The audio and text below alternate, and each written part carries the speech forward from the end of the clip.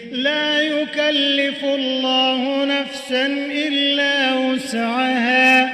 لها ما كسبت وعليها ما اكتسبت. ربنا لا تؤاخذنا إن نسينا أو أخطأنا،